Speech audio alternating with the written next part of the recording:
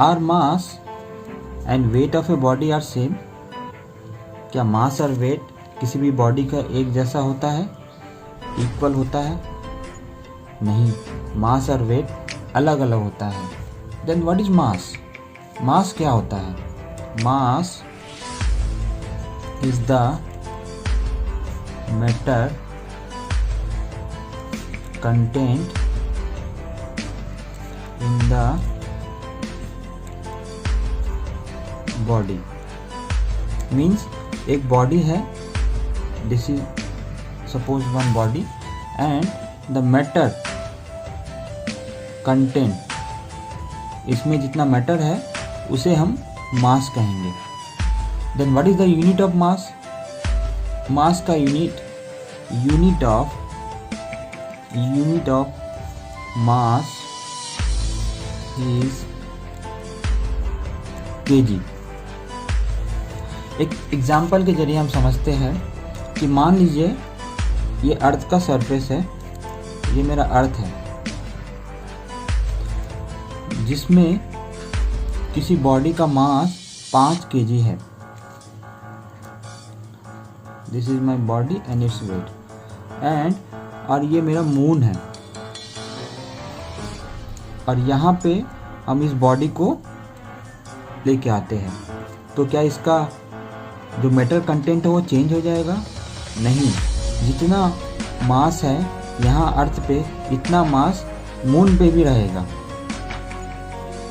अर्थ पे मास था इसका 5 kg, मून पे भी 5 kg रहेगा। तो इससे हमें समझ में आता है कि मास वो होता है जो जितना मैटर उसमें कंटेंट होता है किसी बॉडी में, उसे हम मास कहते हैं। मास जो है, mass does not change with the change of location.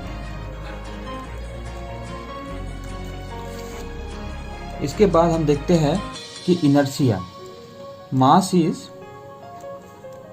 The measure of inertia. Then what is inertia? Inertia is resistance to change its motion. What is inertia? Inertia is resistance to a body to change its motion. Means अगर किसी body का मास m है, एक body का मास m है, suppose this is one body and this is another body, this is m2, तो m2 is greater than m1। तो we know that F equals to m into a. In this case, suppose if we apply force F here and also force F here to the larger body, then what happen? In first case, F equals to m1 into a, and in second case, this is my first case, and in second case F equals to m2 into a. Then if you check, a equals to F बटा में m1 and here a equals to F बटा में m2 and here you denote a by a1 for first case and in second case a2. Then here we have applied, हम लोगों ने यहाँ पे force जो है एक ही अप्लाई किया, तो this is constant. But here numerator जो है आपका, न्यूमरेटर क्या है, छोटा है। अगर हम जानते हैं numerator, sorry not numerator, denominator जो है छोटा है। जहाँ डिनोमिनेटर छोटा होता है तो वो वैल्यू क्या होता है, ज़्यादा होता है, मीन्स A1, और जहाँ पे डिनोमिनेटर बड़ा होता है वो वैल्यू जो है छोटा होता है। इसका मतलब ये हो रहा है A1 is greater than A2। तो इस एग्जाम्पल से ये समझ में आया हमें कि higher the mass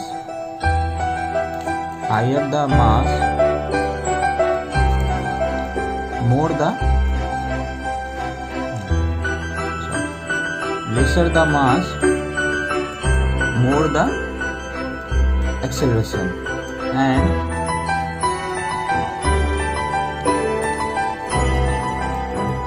higher the mass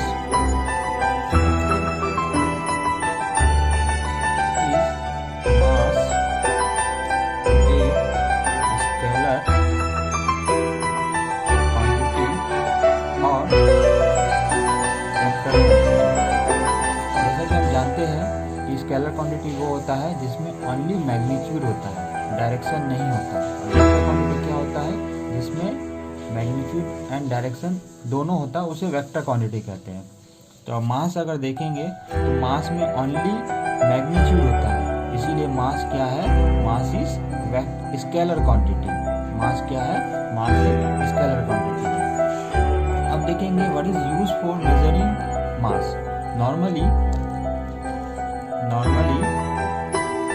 we use common balance for measuring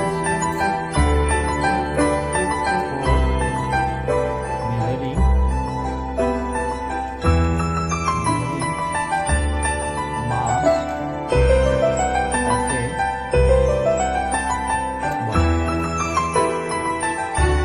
Then what is weight of a body?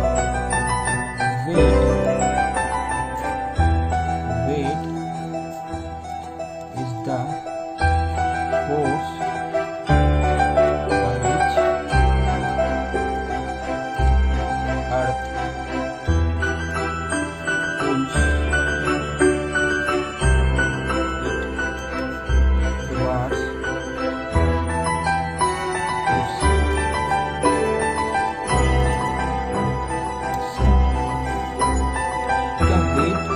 जगह बराबर होता है, हम देखेंगे। तो वेट का फॉर्मूला क्या होता है, weight equals to m into g, mass into acceleration. जैसे हमने न्यूटन के लॉ से पता किया था, फोर्स क्या होता है, mass equals to a, but here weight means force.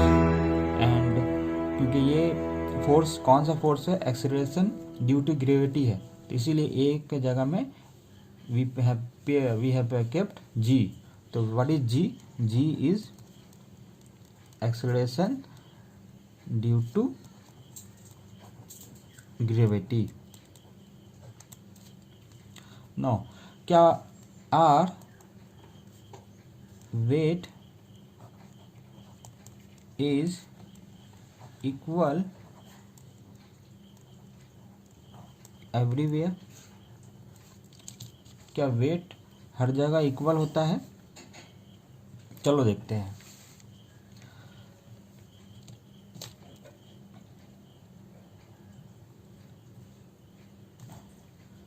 ये अर्थ है और this is moon.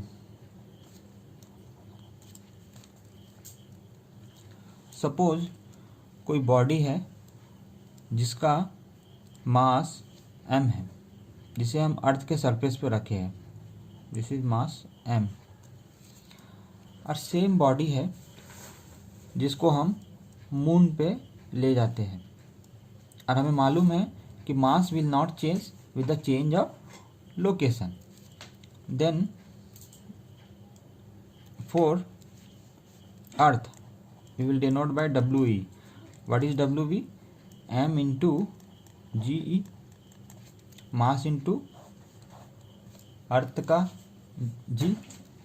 And for moon WM capital M equals to M into G capital M, ये मून के केस में होगा।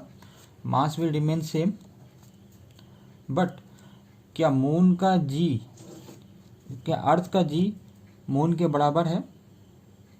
नहीं।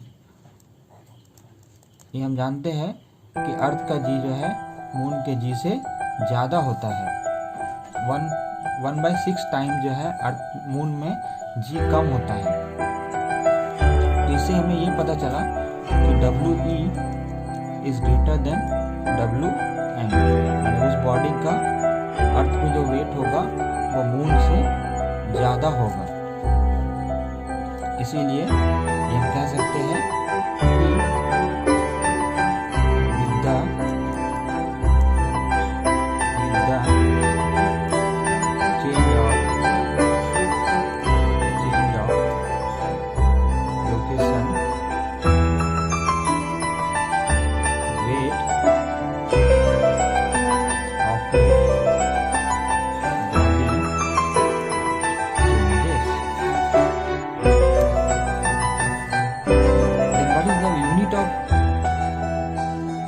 वेट, क्योंकि फोर्स जो है, वेट जो है एक फोर्स है, इसलिए हमको मालूम है फोर्स का यूनिट क्या होता है।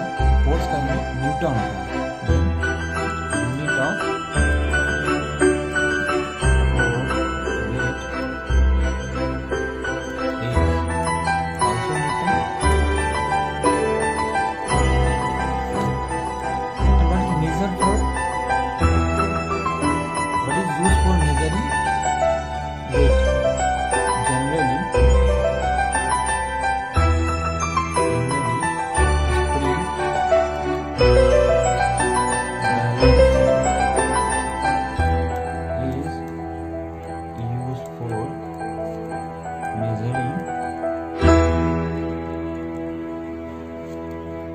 weight.